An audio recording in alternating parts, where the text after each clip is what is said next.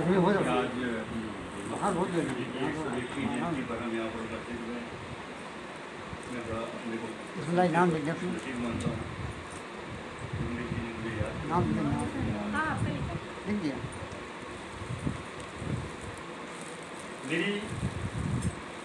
मुँह की विधा कविता के अलावा जो है वो अलग है, क्षेत्र अलग है, लेकिन लिखने पढ़ने का भी शौक एक ज़माने से है। थोड़ी बहुत कलम घुमा देता हूँ। आप जैसे स्थापित और मूर्धन्य साहित्य शैलियों के बीच में कुछ कोशिश कर रहा हूँ कि हमने कोशिश की। मैं पहले एक शेर सुनाता हूँ जो हमारी फितरत से ताल्लुक़ रखता है कि गमज़दा रहने की आदत नहीं मुझको। क्या बात है सर। गमज़दा रहने की आदत नहीं मुझको, शबे गम भी जीना मुझे सिखलाती है। गमज़दा रहने की आदत नहीं मुझको, शबे गम भी जीना मुझे सिखलाती है। और कम वक्त जिंदगी दर्दों का जनाजा लेकर मेरी चौखट तक आने में भी कतराती है। कम वक्त जिंदगी दर्दों का जनाजा लेकर मेरी चौखट तक आने में भी कतराती है। अच्छा अच्छा जी। भिक्षु जी के बारे में जितना मैं पढ़ पाया और जान पाया, बहुत विसंगतियों विषम परिस्थितियों के बावजूद भी उन्होंने जीवन से हार नहीं मानी। वो लगातार आगे बढ़ते रहे, चलते रहे और सारी चीज़ों को समायोजित करते हुए आगे बढ़ते रहे। लेकिन हालात समाज के पहले भी जैसे थे ऐसे ही आज भी। मैं उनको समर्पित कर रहा हूँ। और मैं एक बात और बता दूँ कि बड़ी बढ़िया कविताएँ और गीत सब लोगों ने सुना है। मैं 3 वर्ष में लिखता हूँ, गीत गा नहीं पाता हूँ, तो आप कोशिश कीजिएगा, महसूस कीजिएगा। और ये जो मैं पढ़ने जा रहा हूँ उनको समर्पित कर रहा हूँ। एक शेर मैंने पढ़ा था कि जो भी मिलता है फरिश्तों की तरह मिलता है यहाँ, जो भी मिलता है फरिश्तों की तरह मिलता है यहाँ, क्या तेरे शहर में इंसान नहीं? इसी के ऊपर जो मैं सुनाने जा रहा हूँ, हमारा वजूद, हमारा अस्तित्व बचा रह सके, वो भी संगतियाँ और विषम परिस्थितियों में जो भी जितने से उन्होंने आगे बढ़े हैं वो, तो मेरा एक सोच है और वो आपके सामने रखता हूं।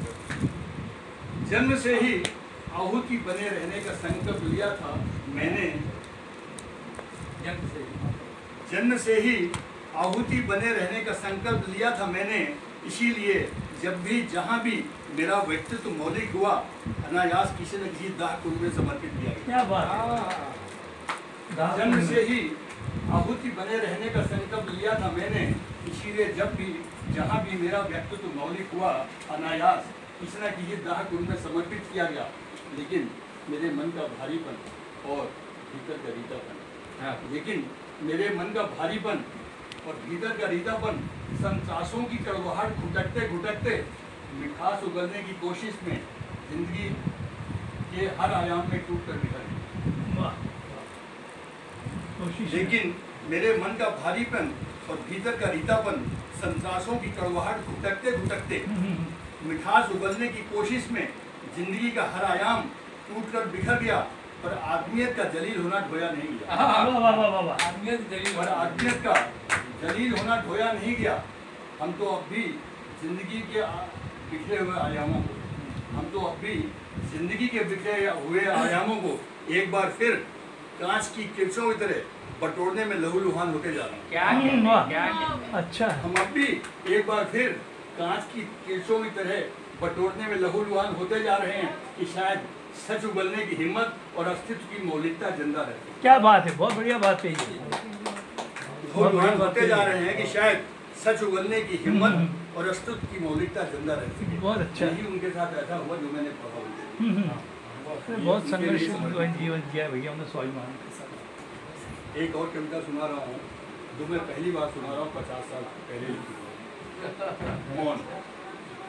मौन की कोई भाषा नहीं होती है, कोई बोली नहीं होती है। मौन सिर्फ महसूस किया है। आप कितनी शिद्दत से महसूस कर रहे हैं उसी से आपको पता चलेगा।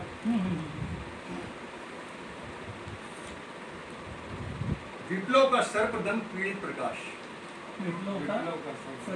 विप्लव का सर्पदंश पीड़ित प्रकाश, परिपथ पथकर्मों के चेतना उदास, सत्य ग्रसित खुले अधर, लेकिन विप्लव का सर्वजन पीड़ित प्रकाश, परिपथ पर कर्मों के चेतना उदास, सत्य ग्रसित खुले अधर, लौकिक अभिशाप, शून्य से अनंत बधा, हम का आकाश। ये सुना था।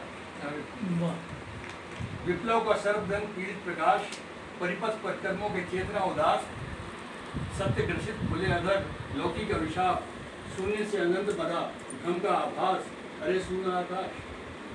सेकेंड स्टेज है, चोरी से देख लिया जीवन का दर्द, चोरी से देख लिया जीवन का दर्द, सीमित उद्घोषों में श्वासों का अर्थ, सागर तक छूकर लौट गए गीत, अस्त ही निहारा क्या निर्वासित सब, कहाँ बोलूँ। चोरी से देख लिया जीवन का दर्द, सीमित उद्घोषों में श्वासों का अर्थ, सागर तक छूकर लौट गए गीत, अस्त ही निहारा क्या निर्वासित सत्य, कहाँ बोलूँ। इसी स्टेज है, मौखिक अनुबंधों का स्वप्निल विस्तार, मौखिक अनुबंधों का स्वप्निल विस्तार, पीड़ा वैधव्य धरे तार की ताके आकाश, गर्म रेत निकल गई सारे पदचिन्ह, दग्ध गरल उतर गया जलित पी शीतल मोल। इसी स्टेज है कि मौखिक अनुबंधों का स्वप्निल विस्तार, पीड़ा वैधव्य धरे ताके आकाश, गर्म रेत निकल गई सारे पदचिन्ह, दग्ध गरल उतर गया द्रवित हुई पीर शिथिल मौन। महसूस करना है जितना